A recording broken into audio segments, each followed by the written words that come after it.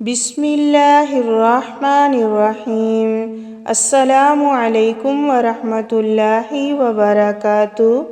حضرت عبداللہ بن عمر رضی اللہ تعالیٰ عنہ فرماتے ہیں کہ رسول اللہ صلی اللہ علیہ وسلم نے فرمایا کہ 4 عادتیں جس کسی میں ہوں تو وہ خالص منافق ہے، اور جس کسی میں ان چاروں میں سے ایک عادت ہو تو وہ بھی نفاق ہی ہے جب تک اسے نہ چھوڑ دے۔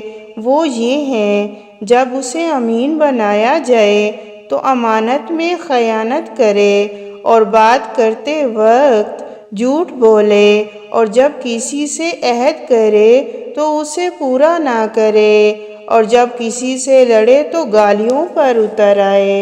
حضرت معاذ بن جبل رضی اللہ تعالیٰ عنہ بیان کرتے ہیں، میں نے رسول اللہ صلی اللہ علیہ وسلم کو فرماتے ہوئے سنا: جو شخص اس حالت میں اللہ سے ملاقات کرے کہ وہ اس کے ساتھ کسی کو شریک نہ ٹھہراتا ہو، 5 نمازیں پڑھتا ہو اور رمضان کے روزے رکھتا ہو تو اسے بخش دیا جائے گا۔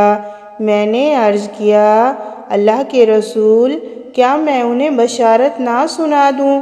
آپ صلی اللہ علیہ وسلم نے فرمایا: انہیں چھوڑ دو تاکہ وہ عمل کرتے رہیں۔